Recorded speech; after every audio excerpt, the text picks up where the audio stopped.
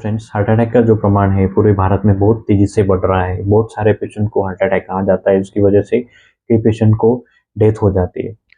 Generally पहले ऐसा बोला जाता था कि ये जो हार्ट अटैक का जो प्रॉब्लम है जनरली 40 या 50 या 60 की उम्र के लोगों का है, लेकिन आजकल ये 20 या 30 के लोगों में भी बहुत कॉमनली देखने को मिल जाता है। तो कौन कौन से कारण हैं जो कि हार्ट अटैक के लिए रिस्पॉन्सिबल हो जाते हैं, तो उसी के बारे में आज हम डिस्कस करने वाले हैं। तो देखिए, हार्ट का जो काम होता है कि वो ब्लड सर्कुलेट करना, यानी कि हार्ट जो पंप करता है, तो उसकी वजह से जो सर्कुलेशन होता है ब्लड का, ये पूरे शरीर में हो जाता है। और हार्ट को ही ब्लड सप्लाई करने के लिए जो ब्लड वेसल होती है, जिसको कोरोनरी आर्टरीज बोला जाता है, तो कई बार इसमें ब्लॉकेजेस आने की वजह से जो हार्ट का जो ब्लड सप्लाई होता है वो ही बंद हो जाता है। इसकी वजह से हम जिसको बोलते हैं हार्ट अटैक, वो पेशेंट में आ जाता है। तो देखिए, सबसे पहले इम्पोर्टेंट है ये जानना कि ये क्यों होता है, हार्ट अटैक क्यों होता है, कौन कौन से कॉजेस होते हैं। यानी कि अगर हम वो जान जाए तो प्रिवेंशन के लिए हमें वो बहुत इंपॉर्टेंट हो जाता है। तो सबसे नंबर वन है कि लाइफस्टाइल। तो देखिए, लाइफस्टाइल में दो चीज़ें बहुत इंपॉर्टेंट है। जो लोग कंटिन्यूसली बैठे बैठे काम कर रहे हैं, जो कि जिसमें आईटी सेक्टर के जो लोग होते हैं या कई अन्य टाइप के लोग, जहाँ पे जिन लोगों में कंटिन्यू बैठे बैठे ही काम करना है, जिसको सेडेंटरी वर्कर्स हम जिसको बोलते हैं, तो उन लोगों में लैक ऑफ एक्सरसाइज, यानी कि व्यायाम का अभाव होना, इसके साथ फिजिकल एक्सर्शन न होना। इसी के साथ कई पेशेंट में ऐसा भी देखा जाता है कि डाइट सबसे इम्पोर्टेंट दूसरा जो कॉज है लाइफस्टाइल में, कि हम जो खा रहे हैं, खान-पान है हमारा, वो रिक्वायरमेंट से बहुत ज़्यादा हम खा रहे हैं, कैलोरीज़ हम ले रहे हैं।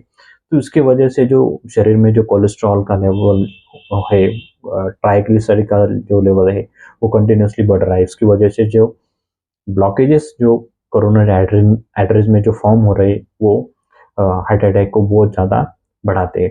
तो तीसरे नंबर पे सबसे इम्पोर्टेंट आ जाते हैं, वो है हमारा कोलेस्ट्रॉल और ट्राइग्लिसराइड। कोलेस्ट्रॉल जो है वो जनरली एनिमल्स फूड से वहाँ पे ओरिजिन होता है, यानी कि नॉन वेजिटेरियन आइटम्स। और उसके साथ मिल्क में भी जो कोलेस्ट्रॉल का जो प्रमाण है वो शरीर में बढ़ जाता है मिल्क की वजह से। उसके साथ आता है ट्राइग्लिसराइड।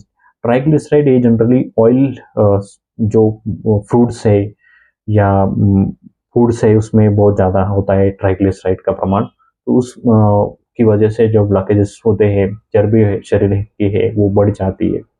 तो ये जो दोनों कॉजेस है तीसरे नंबर पे आते हैं। चौथा सबसे इम्पोर्टेंट कॉज है वो है हाइपरटेंशन। हाइपरटेंशन जनरली हाइपरटेंशन के बढ़ाने के लिए बहुत सारी चीज़ें रिस्पॉन्सिबल है। इसमें सबसे इम्पोर्टेंट है मानसिक तनाव या एंग्जाइटी हो, गुस्सा हो, बहुत ज़्यादा गुस्सा।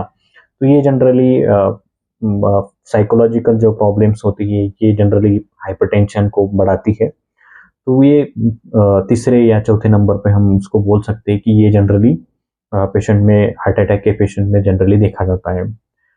इस चौथे नंबर पे इम्पोर्टेंट है स्मोकिंग। जो लोग स्मोकिंग करते हैं कंटिन्यूअसली, उन लोगों में हार्ट अटैक का प्रमाण है वो जनरली ज़्यादा देखने को मिल जाता है, क्योंकि इस वजह स्मोकिंग जो है वो हमारे जो कोरोनरी ब्लॉकेजेस है उसको बढ़ाता है जनरली। तो स्मोकिंग जो लोग कर रहे हैं, तो उनको भी बहुत 3 या 5 गुना ज़्यादा रिस्क हो जाता है हार्ट अटैक का।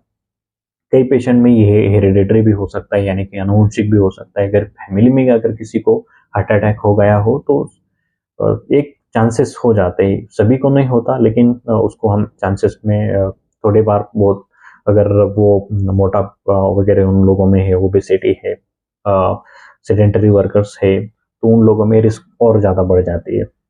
तो सबसे इम्पोर्टेंट कॉजेस हमने देखी, उसको प्रिवेंट करके हम जो आगे आने वाली जो स्थिति है, पेशेंट की कंडीशन है, उसको हम रोक सकते हैं।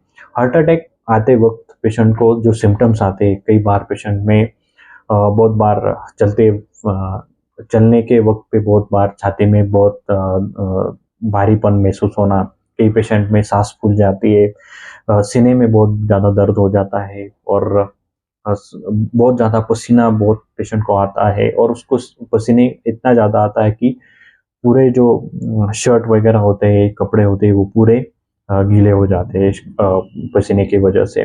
और चलने फिरने के टाइम पे ये जो सिम्टम्स होते हैं वो बहुत बढ़ जाते हैं, और जिसको हम एंजाइना बोलते हैं।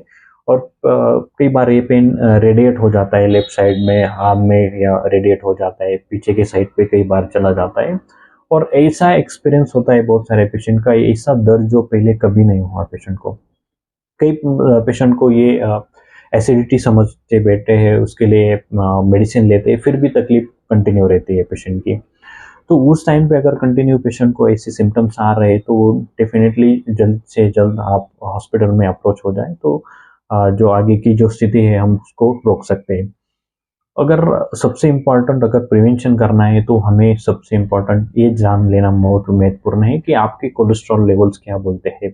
रिपोर्ट टेस्ट आप अगर आपकी एज अगर 30 या 40 साल की है, तो आप एक आइडियल ऐसा हम जिसको बोल सकते हैं कि ईयरली हम रूटीन हमारा हार्ट का चेकअप कर ले, जिसमें ब्लड कोलेस्ट्रॉल लेवल्स है, उसके साथ शुगर लेवल्स आपकी क्या है वो आप जरूर देखें, ट्राइग्लिसराइड क्या है, तो वो पैरामीटर आपको देखना बहुत इंपॉर्टेंट है। उसके साथ जो डाइट और एक्सरसाइज है वो बहुत महत्वपूर्ण है।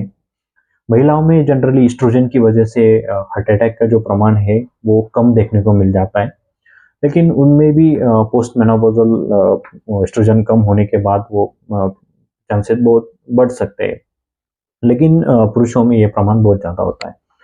रोक के हम कैसे, हाइपरटेंशन सबसे इम्पोर्टेंट है, हम उसको कैसे रोकें? तो देखिए, योगा जो है वो हाइपरटेंशन के लिए बहुत इम्पोर्टेंट है। आप अगर आप रिस्क फैक्टर में आते हैं, जो कॉजेस हमने डिस्कस किए, अगर उसमें आप कहीं पे आ जाते हैं, तो आपके लिए योगा एक बहुत अच्छी एक्सरसाइज है, जो कि आपके स्ट्रेस लेवल को भी कम करेगा, और उसके साथ जो हाइपरटेंशन है वो भी डेफिनेटली बहुत कम कर देता है।